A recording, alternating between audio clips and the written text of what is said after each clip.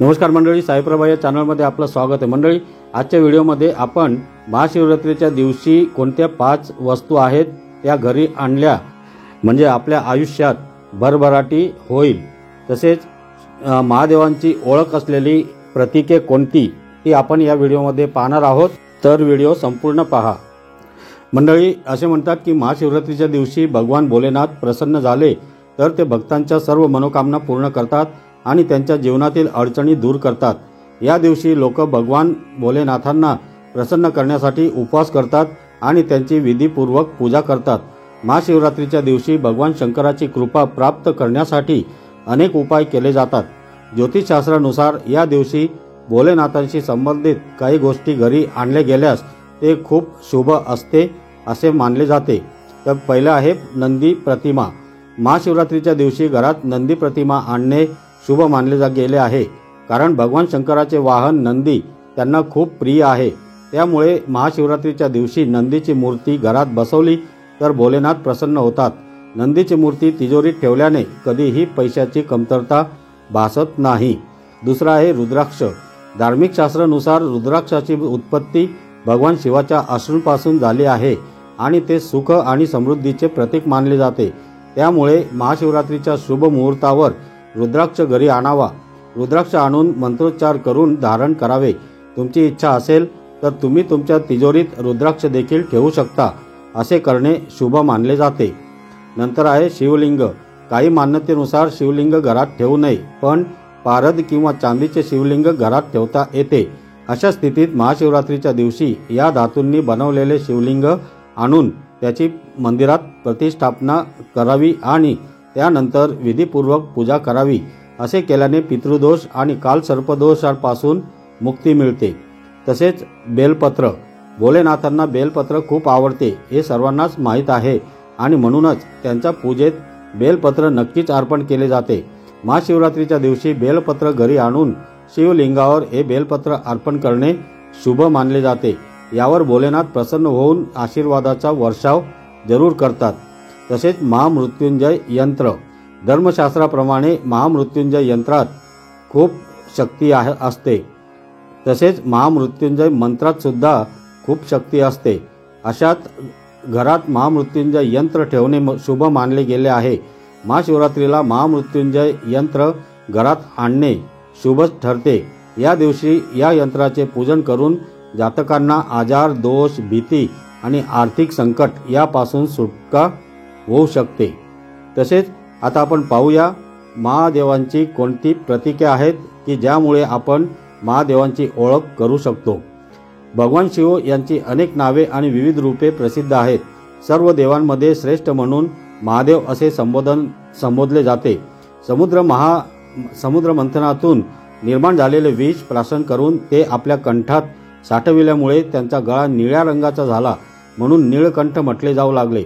समस्त प्राणी मात्र व पशूंचे स्वामी असल्याने ते पशुपतीनाथ म्हणून ओळखले जातात। भगवान शंकर हेही या देवतेच्या अनेक नावांपैकी एक नाव आहे। शिव हे या जगताचे आदियोगी, प्रथम योगी, आदिगुरु, प्रथम गुरु आहेत अशी मान्यता आहे। भारतीय सप्तऋषींना भगवान शिवाने प्रथम ज्ञान दिले। भगवान शिव हे सर्व सृष्टीचे कारण आहेत। रुद्र हे शिवशंकराचे वेदातील नाव आहे। महादेवांची काही प्रतीके सांगितली जातात, ती शुभ मानली गेली असून त्याबाबत काही मान्यता असल्याचे म्हटले जाते। तर जाणून घेऊया महादेवांच्या या प्रतीकांविषयी। पहिला आहे शिवलिंग। भगवान शिवाचे निर्गुण आणि निराकार रूपाचे प्रतीक असलेले शिवलिंग ब्रह्मा, आत्मा आणि ब्रह्मांडाचे प्रतीक आहे। वायुपुराणानुसार प्रलय काळात सर्व सृष्टी ज्यामध्ये मिळून जाते, पुन्हा सृष्टी काळात ज्यापासून सृष्टी प्रकट होते त्यालाच शिवलिंग असे म्हणतात। नंतर आहे त्रिशूळ। भगवान शिवाजवळ नेहमी एक त्रिशूळ असते। त्रिशूळ हे 3 प्रकारच्या दैनंदिन, दैवीय आणि शारीरिक त्रासांचा नायनाट करण्याचे सूचक आहेत। यामध्ये सत, रज आणि तम 3 प्रकारच्या शक्ती आहेत। त्रिशूळाचे 3 शूळ सृष्टीचा उदय, संरक्षण आणि लयभूत होण्याचे प्रतिनिधित्व करतात। शैव मतानुसार शिव या तिन्ही भूमिकांचे अधिपती आहेत। हे शैव सिद्धांताच्या पशुपती, पशु आणि पाश यांचे प्रतिनिधित्व करतात। नंतर आहे रुद्राक्ष। अशी आख्यायिका आहे की रुद्राक्षाचा जन्म शिवाच्या अश्रूंपासून झाला आहे।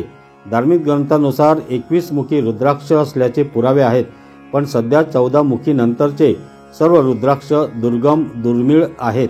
हे धारण केल्याने सकारात्मक ऊर्जा मिळते अशी मान्यता आहे. नंतर आहे त्रिपुंड. भगवान शिव त्रिपुंड लावतात. हा 3 लांब पट्ट्या असलेला टिळा असतो. हे त्रैलोक्य आणि त्रिगुणांचे प्रतीक आहेत. हे सतोगुण, रजोगुण आणि तमोगुणाचे प्रतीक आहेत. त्रिपुंड 2 प्रकारचे असतात. पहिले 3 पट्ट्यांच्या मध्ये लाल रंगाचे ठिपके किंवा बिंदू असते. हा ठिपका शक्तीचा प्रतीक आहे. सामान्य माणसाने अशा प्रकारचे त्रिपुंड लावू नये. दुसरे असतात फक्त 3 पट्ट्या असलेले त्रिपुंड. यामुळे मन एकाग्र होते असे म्हणतात. नंतर आहे रक्षा किंवा उदी. महादेव आपल्या शरीरावर उदी किंवा अंगारा लावतात. उदी जगाच्या निरर्थकतेचा बोध करवते. उदी आकर्षण, मोह इत्यादीपासून विरक्तीचे प्रतीक आहे. देशातले एकमेव स्थळ उज्जैनच्या महाकाल मंदिरात शिवाची भस्मारती होते. यज्ञाच्या रक्षेत अनेक आयुर्वेदिक गुणधर्म असतात.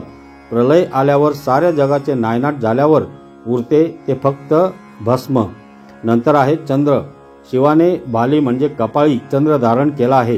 चंद्रमा ही क्षमाशीलता, ममता आणि वात्सल्य या 3 गुणांची एकत्रित अशी अवस्था आहे. नंतर आहे नाग. महादेवांनी हलाहल हे समुद्र मंथनामधून निघालेले विष प्राशन केले. या विषाचा दाह कमी व्हावा यासाठी वासुकी नाग शिवाने गळ्यात घातला. नागाला शिवाचे आयुधही समजले जाते. यामुळे शिवाला नागेंद्र असे संबोधले जाते. नंतर आहे डमरू. हिंदू धर्मात सर्व देवी आणि देवतांकडे कोणते ना कोणते वाद्य असल्याचे दिसून येते. त्याच प्रकारे भगवान शिवाकडे डमरू आहे, जे नादाचे प्रतीक आहे. भगवान शिवाला संगीताचे जनक मानतात. नाद म्हणजे एक असा ध्वनी किंवा आवाज जो संपूर्ण विश्वात सतत येत असतो, ज्याला ओम असे म्हणतात. संगीतात अन्य स्वर ये जा करतात. त्यांच्यामधील असलेला स्वरच नाद किंवा आवाज आहे. नादातूनच वाणीच्या 4ही रूपांचे पर, पश्चंती, मध्यमा आणि वैखरी उत्पन्न झाल्याचे म्हटले जाते. नंतर आहे कमंडलू. यामध्ये पाणी भरलेले असते, जे अमृताचे प्रतीक आहे. कमंडलू प्रत्येक योगी किंवा संतांकडे असल्याचे पाहायला मिळते. नंतर आहे गंगा. गंगा स्वर्गात होती. भगीरथाच्या कठोर तपश्चर्येमुळे ती पृथ्वीवर आली. त्यावेळी गंगेच्या प्रवाहाचा भयानक वेग अन्य कोणीही थोपवू शकत नव्हता. म्हणून शंकराने गंगेला आपल्या जटेत धारण केले. म्हणून शिवाला गंगाधर असेही म्हणतात. नंतर तिसरा डोळा. महादेवाच्या कपाळावर भुवयांच्या मध्ये जरा वर ऊर्ध्व नेत्र म्हणजे तिसरा डोळा आहे. हा डोळा तेजतत्वाचे प्रतीक आहे. शंकर त्रिनेत्र आहे, म्हणजे तो भूतकाळ, वर्तमानकाळ आणि भविष्यकाळ या त्रिकाळातील घटना पाहू शकतो. असे मानले जाते की जर महादेवाचा तिसरा डोळा उघडला तर समोरचे सर्व काही जळून खाक होऊ शकते, अशी मान्यता आहे. मदनाचा म्हणजेच कामदेवाचा मृत्यू असाच झाला असे सांगितले जाते. महादेवांचा तिसरा डोळा हा खरा सत्यदर्शक प्रतीक आहे. त्यात क्रोध ही आहे आणि ममत्व ही. न्याय अन्याय या पलीकडे जाऊन तो सत्य पाहतो आणि दर्शवतो. नंतर आहे व्याघ्रांबर. वाघ हा रजतमांचे प्रतीक आहे. अशा वाघरूपी रजतमांवर विजय प्राप्त करून शिवाने त्याचे आसन केले आहे. नंतर आहे नंदी. ऋषभ हे शिवाचे वाहन आहेत. ते नेहमीच शिवासोबत असतात. ऋषभ म्हणजे धर्म. वेदांनी धर्माला 4 पायांचे प्राणी म्हटले आहे. त्यांचे 4 पाय म्हणजेच धर्म, अर्थ, काम आणि मोक्ष आहे. महादेव या 4 पाय असलेल्या ऋषभाची स्वारी करतात. म्हणजे धर्म, अर्थ, काम आणि मोक्ष त्याच्या स्वाधीन आहेत.